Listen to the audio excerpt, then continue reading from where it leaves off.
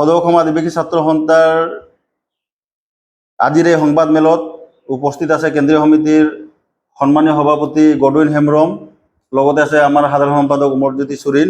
আমি আজিৰ এই সংবাদমেলত আমি সকলো সংবাদকৰ্মীকে আদৰণি জনাইছোঁ আপোনালোকে আমাক এই সময় দিয়াৰ বাবে।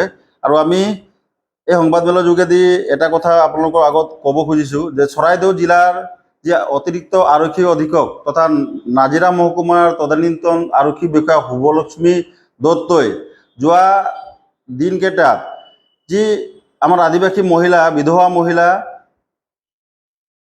অনিমা পৰ্যায়ৰ ওপৰত যি শাৰীৰিক অত্যাচাৰ চলালে, সেই শাৰীৰিক অত্যাচাৰক আমি তীব্ৰ ভাষাৰে গৰিহণা দিছোঁ আৰু আইনৰ সুৰংগাৰ যোগেদি যাতে এইগৰাকী আৰক্ষী বিষয়া বা ৰাজনৈতিক ছত্ৰছায়াত যাতে এইগৰাকী আৰক্ষী বিষয়া বাছি নাযায়, তাৰ কাৰণে সুব্যৱস্থা গ্ৰহণ কৰিবৰ বাবে আমি অসমৰ মাননীয় মুখ্যমন্ত্ৰী ডাঙৰীয়াক দাবী জনাইছোঁ।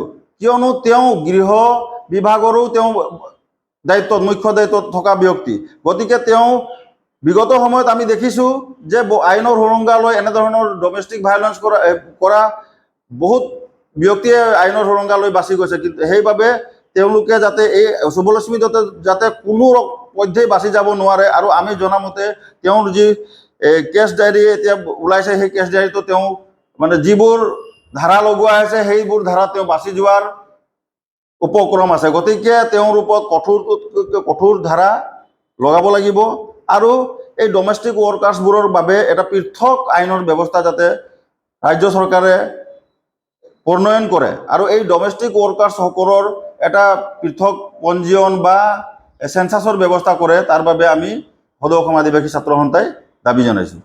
প্ৰত্যেক বছৰে আমাৰ চাহ জনগোষ্ঠীৰ নামত যি সংৰক্ষিত MBBS BDSৰ ক্ষেত্ৰত সংৰক্ষিত যি আসন আছে, প্ৰত্যেক বছৰে আমি দেখা পাওঁ যে তাত অন্য কাষ্টৰ 10 বা 15 গৰাকী অন্য কাষ্টৰ কেণ্ডিডেটছ কাষ্ট চাৰ্টিফিকেট লৈ পেলাই তেওঁলোকে সেই আসনখিনি, সেই সুবিধাখিনি লৈ যায়। আৰু প্ৰত্যেক বছৰে এই ঘটনাটো ঘটি থাকে আৰু ইয়াৰ ওপৰত আজিলৈকে কোনো তদন্ত হোৱা নাই।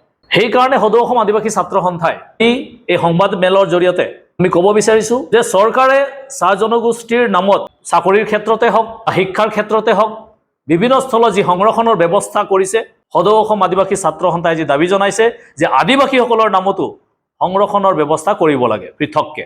স্বনামধন্য শিল্পী পদ্মশ্ৰী দুলাল মানকীদেৱে আদিবাসী সমাজক তুচ্ছ-তাচ্ছিল্য কৰি এটা মন্তব্য কৰিছিল আৰু পৰৱৰ্তী সময়ত সেই মন্তব্যই সামাজিক মাধ্যমত ব্যাপক আলোড়নৰ সৃষ্টি কৰে আৰু সেই আলোড়ন আজিৰ তাৰিখত জনগোষ্ঠীটোৰ মাজত এটা ভাতৃঘাতী সংঘৰ্ষৰ দিশে গুচি গৈছিল। পৰৱৰ্তী সময়ত যদি মানকীদেৱে তেওঁৰ ফালৰ পৰা এটা স্পষ্টীকৰণ দিলে হয় বা জনজাতি বা জনগোষ্ঠীটোৰ মনত আঘাত জন্মোৱা বুলি তেওঁক ক্ষমা প্ৰাৰ্থনা এটাও যদি জনগোষ্ঠীটোৰ ওচৰত কৰিলে হয়, তেতিয়াহ'লে গোটেই বস্তুটো ইমান দূৰলৈকে নাযায়। এতিয়া আমি এই বিষয়টোক লৈ আদিবাসীসকলে অনুভৱ কৰিছোঁ যে আমাৰ পৰিচয়, যিটো আমি সদৌ অসম আদিবাসী ছাত্ৰ সন্থাই নিজকে আদিবাসী বুলি কৈ আহিছোঁ, এই পৰিচয়টোক বাৰে বাৰে কুলি, বাগানীয়া, বহিৰাগত, ব্ৰিটিছৰ দ্বাৰা আমদানিকৃত বুলি কৈ আমাক বাৰে বাৰে অপমান কৰি থকা হৈছে। কিন্তু এজন ব্যক্তিৰ পৰিচয় নিৰ্ধাৰণ হয় তেওঁৰ যি জাতিগত প্ৰমাণপত্ৰ থাকে তাৰ দ্বাৰা।